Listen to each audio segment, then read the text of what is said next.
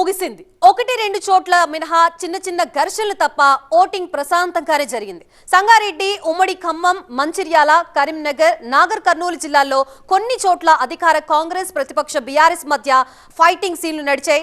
మరికొన్ని చోట్ల పొలిటికల్ పార్టీలు వర్సెస్ పోలీసులు అన్నట్లుగా నడిచింది.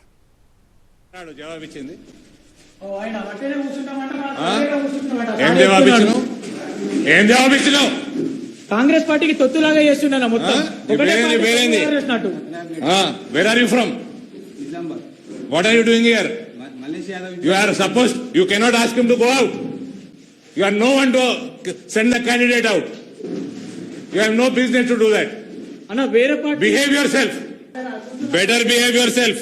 How dare you ask my candidate to go out? నువ్వు చెప్తారు కదా మా మీద ఏం చేస్తున్నావు మరి? దొంగోట్లు ఎట్లా చేస్తున్నావు మరి? క్యాండిడేట్ కంప్లైంట్ ఇస్తే చెక్ చేసుకోవాలి కదా, సంబంధం లేదు.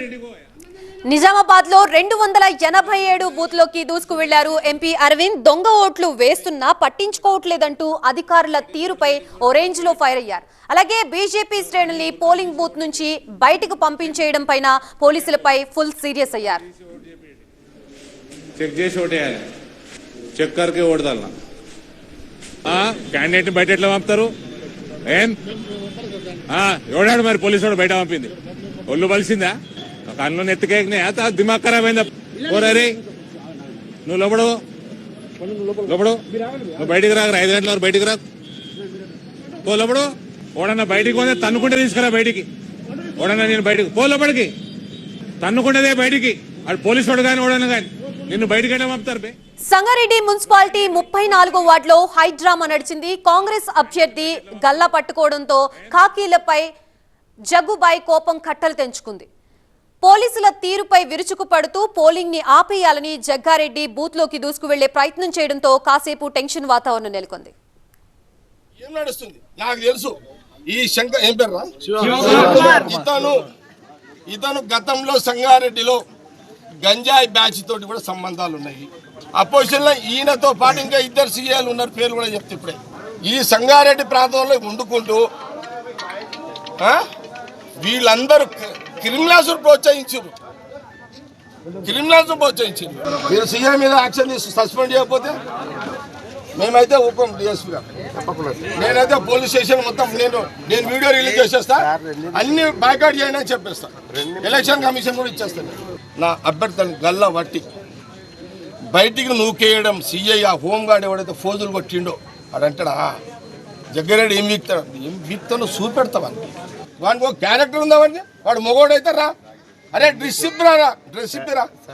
నన్ను డిస్టర్బ్ చేసిన కారణం పోలీసు వాళ్ళే.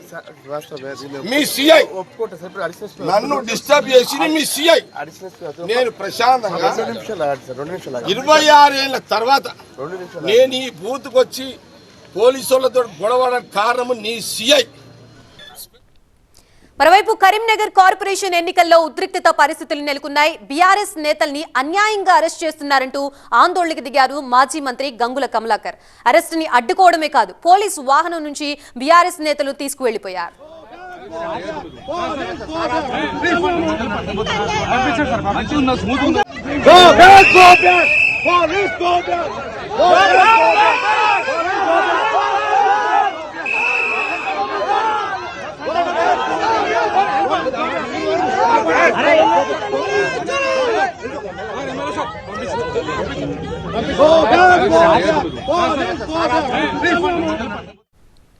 నల్గొండ కార్పొరేషన్ ఎన్నికల్లో ఉద్రిక్తత తలెత్తింది. 32వ డివిజన్లో ఓటు వేసేందుకు వెళ్లిన బీఆర్ఎస్ నేతల్ని పోలీసులు అరెస్ట్ చేశారంటూ మాజీ ఎమ్మెల్యే కంచర్ల భూపాల్ రెడ్డి ఆందోళనకు దిగారు.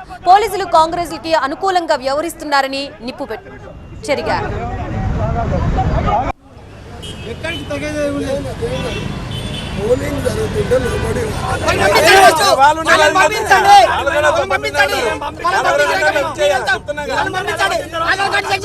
Sir రానియండి sir, దానికేముంటది? సమయం సందర్భంగా ఎంతమంది నేనే చేస్తా, దానికేముంటది? మీరు అనుకుంటున్నారు ఇటు కరీంనగర్ 58వ డివిజన్ లో లాఠీ చార్జ్ జరిగింది. కాంగ్రెస్ శ్రేణులు దొంగ ఓట్లు వేసి వెళ్లిపోతున్నారని బీజేపీ శ్రేణులు నిరసనకు దిగారు. అధికారుల తీరుకి నిరసనగా పోలింగ్ బూత్ బయటే ఆందోళన చేపట్టారు. ఇక సీన్ లోకి ఎంటర్ అయిన పోలీసులు బీజేపీ కార్యకర్తల్ని చెదరగొట్టారు.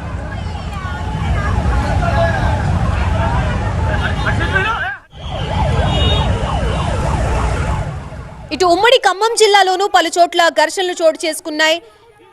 ఏదులాపురం మున్సిపాలిటీ 26వ పోలింగ్ బూత్ దగ్గర కాంగ్రెస్ బీఆర్ఎస్ శ్రేణులు బాహాబాహికి దిగారు. ఓటర్లని ప్రలోభ పెడుతున్నారంటూ ఇరు వర్గాల మధ్య ఘర్షణ చోటు చేసుకుంది. అలాగే కొత్తగూడెం కార్పొరేషన్ పరిధిలోనూ పాల్వంచలోనూ టెన్షన్ వాతావరణం నెలకొంది. 47వ డివిజన్ దగ్గర ఓ మహిళ ఓటు విషయంలో బీఆర్ఎస్ కాంగ్రెస్ మధ్య గొడవ జరిగింది. సీన్లోకి ఎంటర్ అయిన పోలీసులు ఇరు వర్గాల్ని చెదరగొట్టారు. ఇటు నిజామాబాద్ బాపన్సాబ్ పోలింగ్ బూత్ దగ్గర టెన్షన్ నెలకొంది.